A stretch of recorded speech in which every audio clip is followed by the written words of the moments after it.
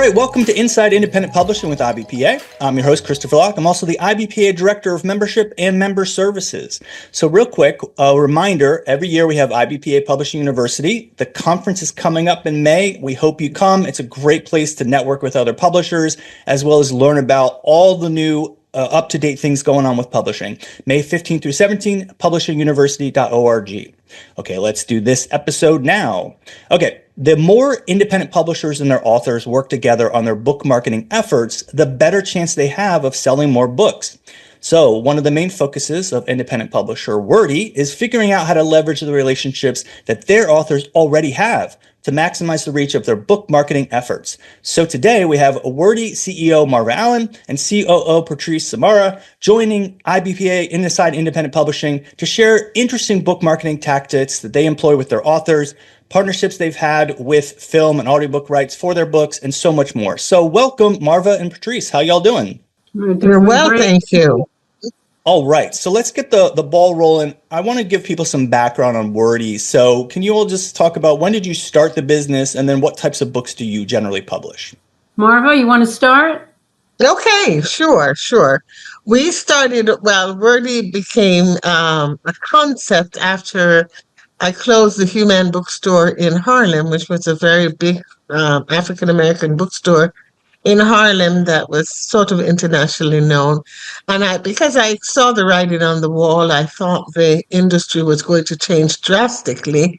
And we didn't want to be stuck with a 10-year lease, going through the roof. And I knew bookstores would be scaled down. So the idea came to me as I was on a panel with Jack Dorsey, who was the founder of Twitter.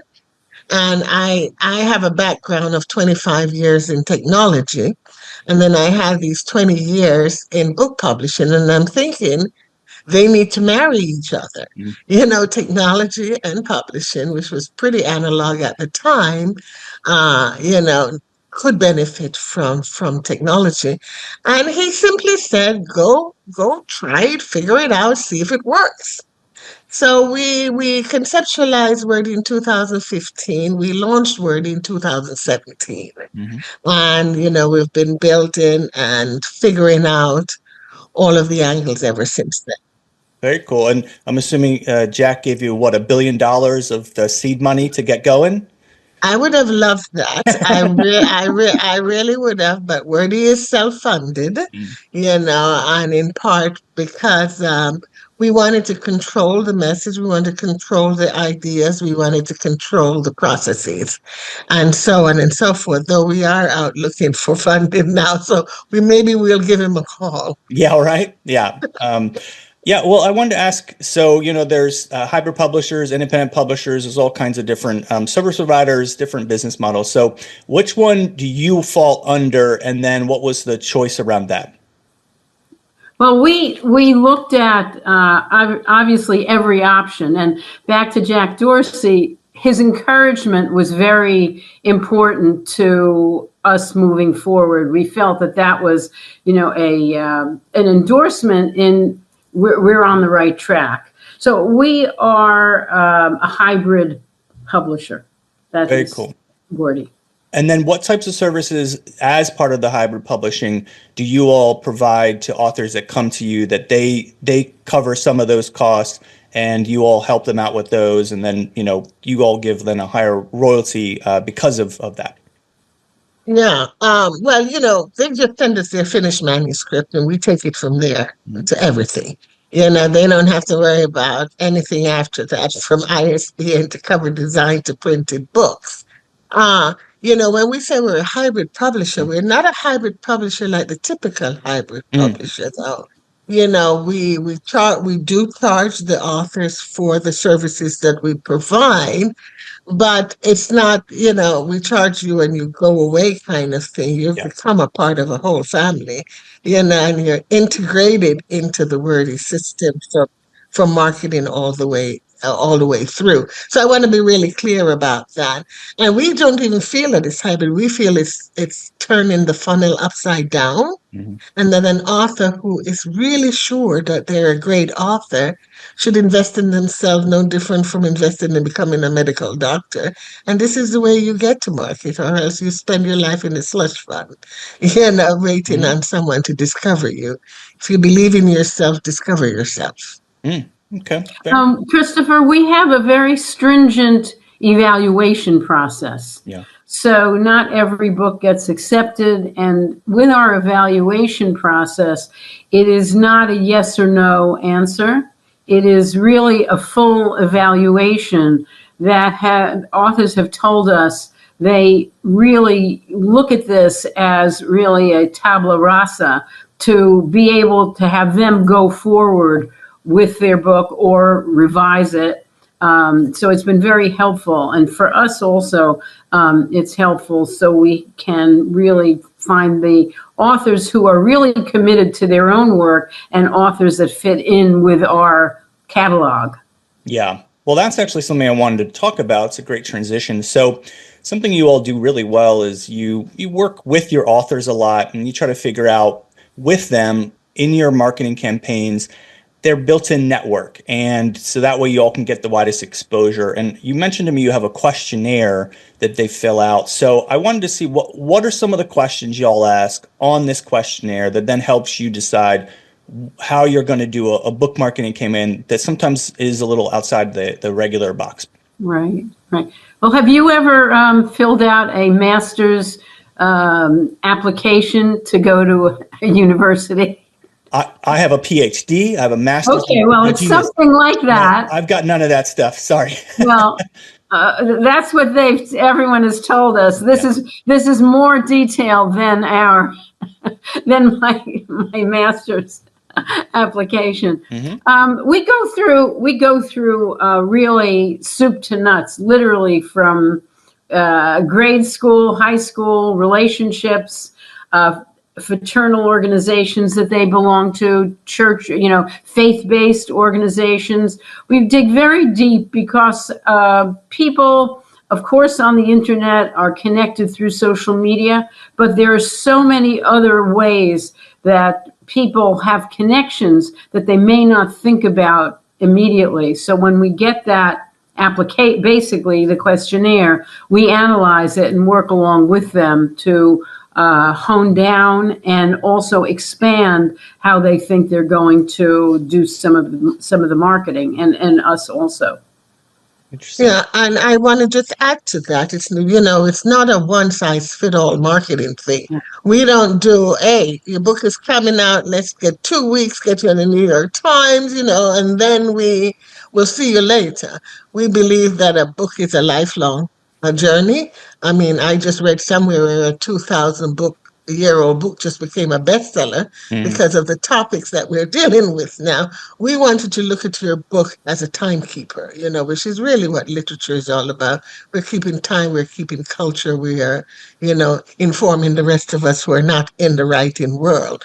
But our work stays forever, and can be there forever. So we don't encourage this 2 weeks thing on this frantic stuff. We say, we want to find your low hanging fruit. We want to find where you're most comfortable, and we are not going to send you to bookstore. We're not going to send you on a bookstore if that doesn't sit there. But we are going to help you to find a sponsor for your speaker's tour, Mhm. or we are going to be able to do something novel, which we're doing in October.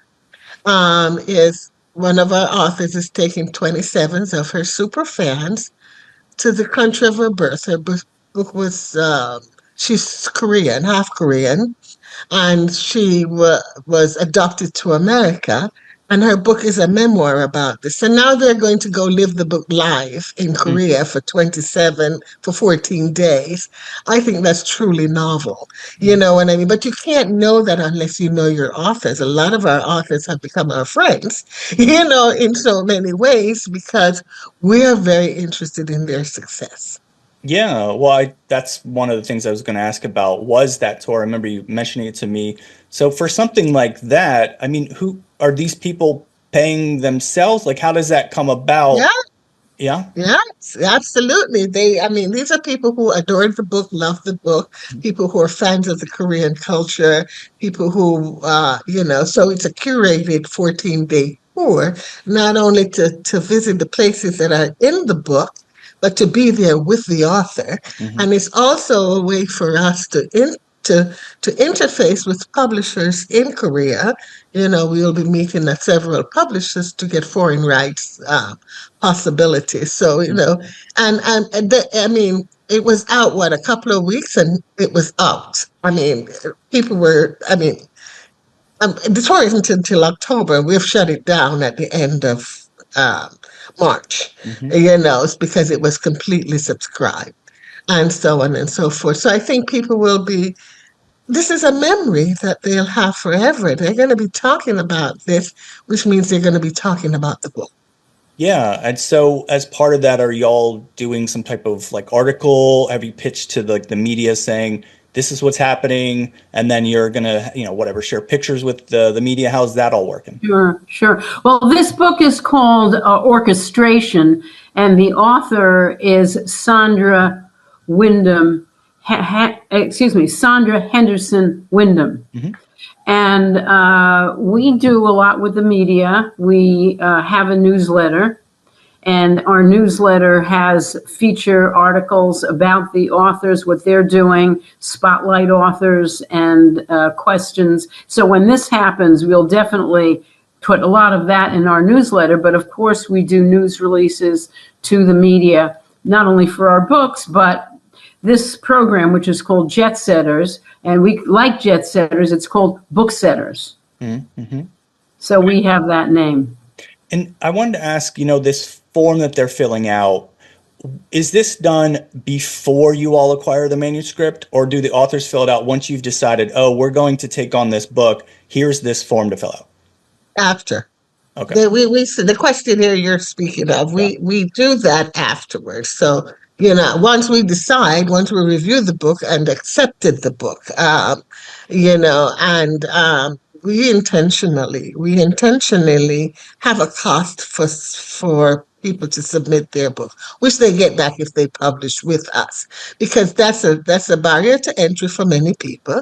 But it shows us on one level that we have a potentially committed author. We Mm-hmm. don't keep that money. We give it right back in the services and so on. But we want them to take the first step, Mm-hmm. in committing to themselves and certainly committing to us. And once we have accepted their book, we send them the questionnaire. We share that with their marketing and PR team, and we give them our full marketing suggested plan.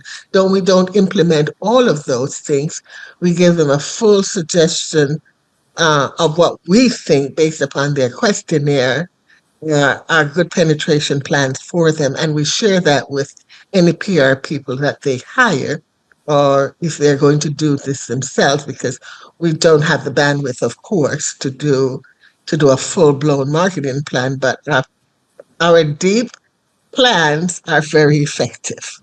Yeah, and it sounds like a lot of the questions then are figuring out what their network is, like you said, their affiliations with like sorority, fraternity, thing like that, or church or things like that. So you're just kind of opening as many questions as possible to figure out where do they have people that would be possibly a large group of people that they could then kind of count on to be interested in helping you all get the word out about the book. That's That's right. true. And that's correct. And as their ambassadors, there are people in that group who are also their ambassadors, that they can tap. And we love people using ambassadors as an extension of themselves, and the low hanging fruit also is that we even ask them how many countries they've traveled to. Hmm. And that gives us an idea what their relationship is, and if there's a possibility of international Hmm. rights sale to countries that they have been. They have lived in England for 10 years, or if they've just visited a tourist, no. But if they have been there for a long period of time, have they created networks that may be beneficial, that may lend itself to an international rights sale? Hmm. You know, one of the things, Christopher, is that a lot of people overlook, authors overlook alumni associations, whether it's their university or post-grad or even high school, because those are people who care about the authors, care about them, and also that could lead to academic sales, which, depending on the book, can make a difference. Right. So I wanted to help give other publishers listening an idea of some of the creative ideas that you and your authors have come up with. And we talked about some, so I wanted to ask about them. One was 54 performances as part of their book tour. So can you tell everybody more about that, how it came to be? We're talking about Victoria Rao. Oh, okay. Okay. So this is part of the concept of piggybacking on. And I am a person who believes in co-opetition, not competition. I believe if you have a solution and we're in the same space, why reinvent the wheel? One of the things that we look for are ways in which we can partner with entities that are happening. For us at Wordeee, we call ourselves Wordeee because we see the word as ubiquitous, right? It can be theater, it can be film, it can be, a book, it can be poetry, it can be music. So we look to cross-platform in all of those entities. And it so happens that our author, Victoria Rowell, who is well-known actress from many years on The Young and the Restless and Diagnosis Murder and all of those things, happened to be on a 24-city tour with a play that she's involved with called Jason's Lyrics. And we thought, wow, these are people who are coming to the play, they're mostly 3,000-seat theaters. We should do a book signing after the play for Victoria. And so we arranged that. We managed to do that, and it's wonderful. It is a new avenue. I had done something like this with Terry McMillan on Broadway with Sailor. So my creative ways of approaching an author's marketing has not just been as a publisher, but also as a bookseller. So I did this for Terry McMillan with Fela, where Broadway included her book as a part of the ticket for people who wanted to interface with her, and she had to talk back with the director of Fela. So, so this is sort of kind of the same concept. We also sort of had the conversation with the Soldier Story and Motown. So this is what this is. We're bringing that into the publishing space. Yeah, sure. And I know another one that we talked about and you mentioned a little bit here was, a sponsorship for a 5-school tour. So how does something like that come about? Like, who's this sponsor? And just tell us a little more about that. So we have an author, Dr. Clemens. Dr. Clemens is a walking encyclopedia of African American history. He's lived through it, been there, done that, was along with Martin Luther King and so on. He was the head of giving at Morehouse College of Medicine, and had a Rolodex that was longer than our arms, so stretched out way wide, And we thought, what could he share? We're looking for him to share that information in a truncated history. And so Affleck, I think it was Affleck, approached them. We approached AARP. He's 85, so his age was a great asset, which you'd never think of, right? Like, his great was an asset because he was walking history, and so we said, we'd love to do this. And he hired someone who could dial the phone and make those calls. We gave him all the ideas, we gave him the script, and so on and so forth. And they went about it. And Affleck came on board, and I think he got 20,000 per city, for a 5-city tour. So not only has he made his investment back time many, many, many, many, many times, but he's had the opportunity to share this amazing information with the younger generation, and so we we looked at the natural fit, insurance, AARP, and so on and so forth. And you don't sometimes need necessarily a publicist, but you need a henchman. You need someone who can make those calls, who can send out that mail, who can do all of those things. And, it's much more beneficial to the author sometimes, and sometimes it's not, So again, we don't have a one size fit all.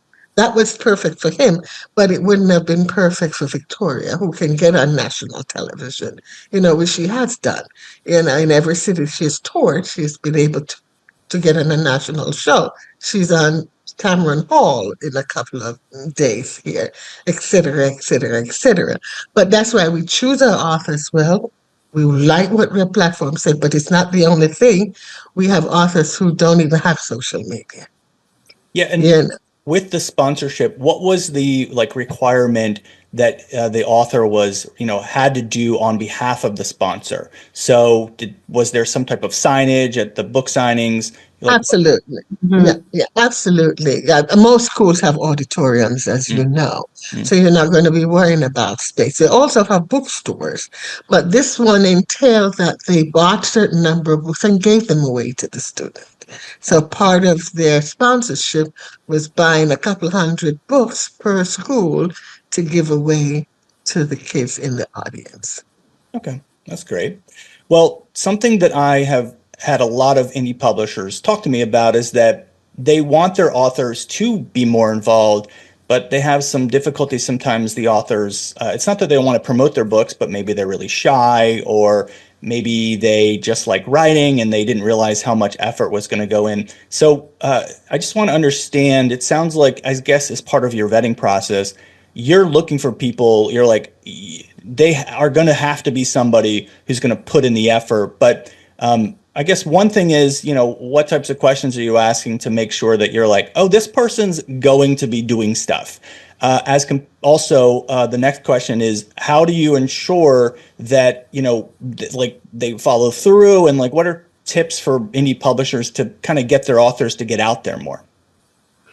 Well, one of the things we look at with authors is what is their commitment. The commitment is not just I wrote this.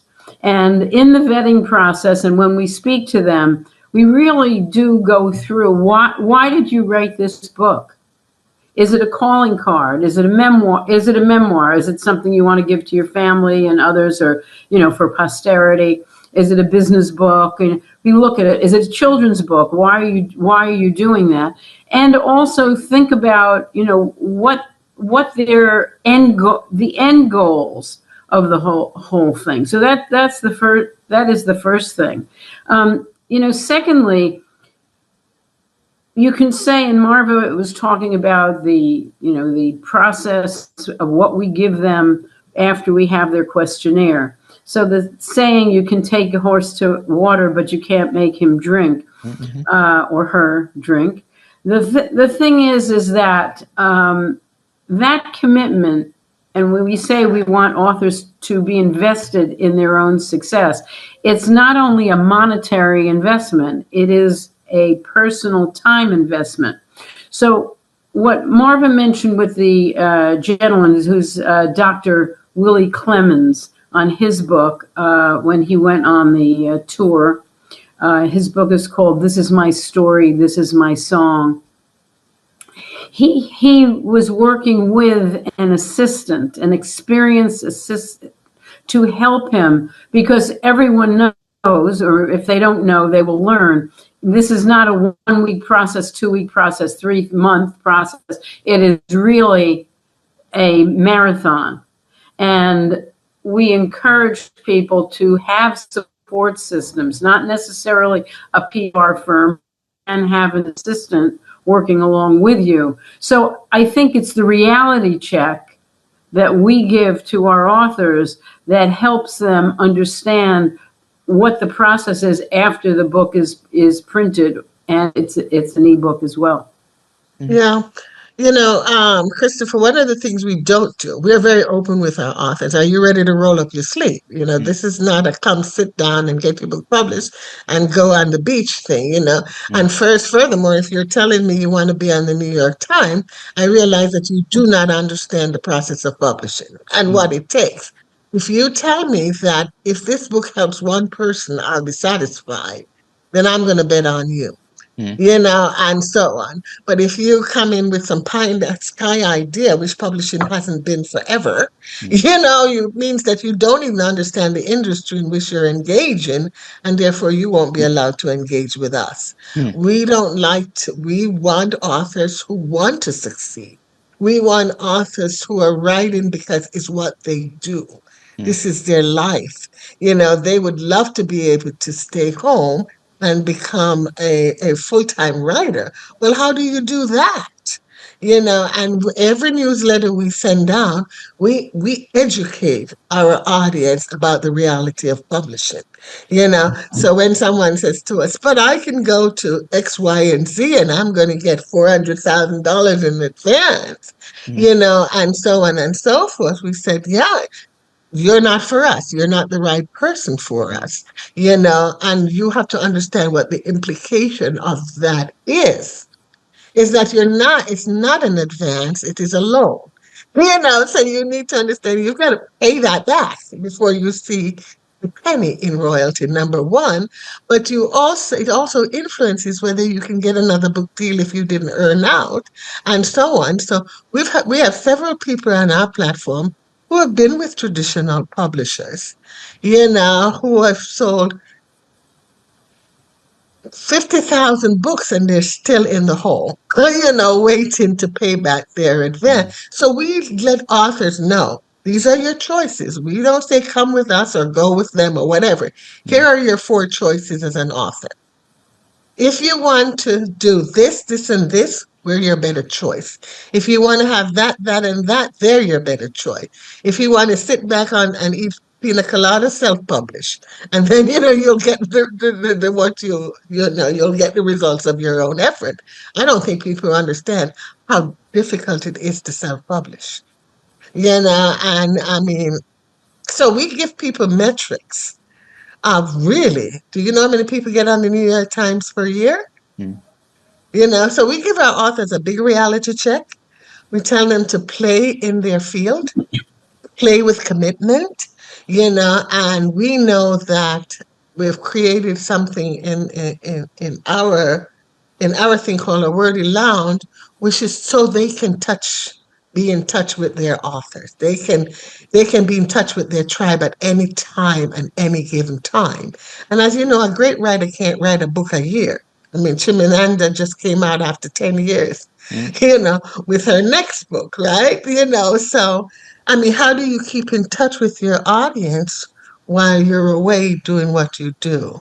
And so on and so forth. So I think our hyperrealism with the authors help them to understand who we are as a publisher.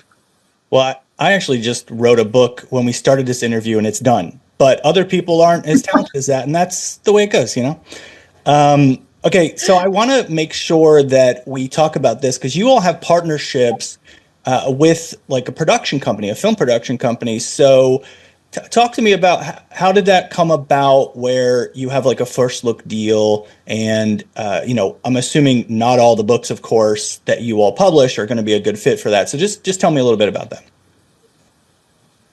So, as I said, we really believe in partnership and being good in what you do, right? So, if you're in theater, so we look for ancillary services. So we send our audiobooks to a particular audio publisher, They have to say no before we will look out to other publishers for that. Walkstar that is an IP company. Their focus is on buying IP. I mean, do you know how many books have become film? A lot. Yeah. You know what I mean? So why not have a first look with a company, so they have right of first refusal to see all of the manuscripts that we publish.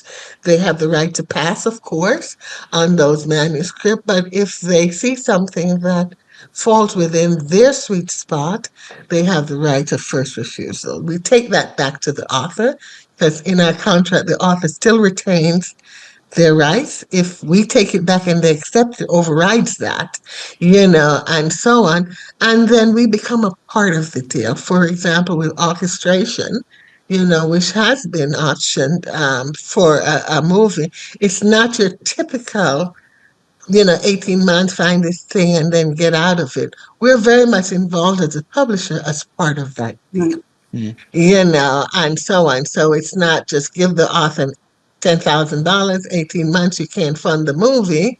They get their rights back and then they can sell it again. That's not how that works. So we become an integral part of, and everyone benefits from the efforts put in. Sure. Yeah. Well, and then you get to say, look, either Denzel Washington's this lead role or we're out. All right. Exactly. So, Exactly. so I also know you have a first look deal with then a audiobook company. So again, partnerships, how did that one come about? Relationships always. Relationships. I mean, relationships are key. I happen to have played at a pretty high level of um, scalar level with humor. And I was in the echelons where I could know who those people were. And those have been 25-year relationships that I say, here is what we're doing. How do we segue? Is this something you'd be interested in? And so on and so forth. And yes, of course, and they may not have been there before. One of my publicists, Hachette, who I worked with for a year, is now the head of Ederizer or whatever it's called, or something. So people move around. So your Rolodex expands within the sphere. And so, that again was a relationship. And I think everything is a relationship. So you're saying anywhere I work and whoever I work with, I should not cuss them out when That's right. Don't burn your bridges. Oh no. I got to start over. Well, yeah. So how many of your books have been turned into audiobooks? How often does that happen? Almost. We pitch every book as an audio. We just had four. We are 4 new books coming up. All are going to be audiobooks simultaneously released. We pitch every single book that we publish as an audio. It's up to them to decide whether they want to do it or not. And so on. But I think more than the majority of them. But not every book is suitable to be an audiobook. That's correct. Backing up to our earlier conversation about authors when they come in, there's sort of a little red flag if the first thing that's said is, I want to be on the New York Times bestseller list and want to be on the Today Show. You look at that and say, you need a reality check. So not every book is appropriate to be an audiobook. Although there are tools available to everyone to do it themselves if they wish. Yeah. Sure. Yeah. Well, I also know that you all have 3 new imprints, and I'm interested, what was the decision making behind, because you have Wordeee, but why did you go, you know what, we need new imprints? Are they publishing different types of genres? How did that come about? Yes. Wordee's But Wordee's a general publisher. We publish everything. We sort of publish just across board books that we feel are good books that can interface with our audience. But, we also have passions. I am very big on women and women being at the forefront. So Boss Books is about, the imprint will focus on boss women, women, people in high positions and positions of power and how that happens. So we want to highlight the women, genre as a specific thing about these women in power. Fly Girl actually is an interesting one because this is she was one of the very first women pilots in the Afghanistan war. And we don't understand the impact of that military. So she's a major coach in the military, and she does talk about something unique. She teaches coaching these people. She takes them on flights, so they have the classes in the ear. I mean, that is so darn cool. I can't even get over it. That's what so this is around that subject matter, and focus. And the other book is literary. It is very focused, deep pedagogy in the African American literary diaspora market. As well. So it's literary marketplace for people of color around the world. And I imagine then when you have these imprints that have a very clear focus, it's probably easier to market it to the trade, to the media. You're like, this is the type of thing that we publish here, right? Yeah. Okay. Absolutely. Absolutely. And for them, of course, because we handle at Wordeee all of the back end, for them, they're really just doing the business development part of the business where they're finding the perfect author And for their imprint.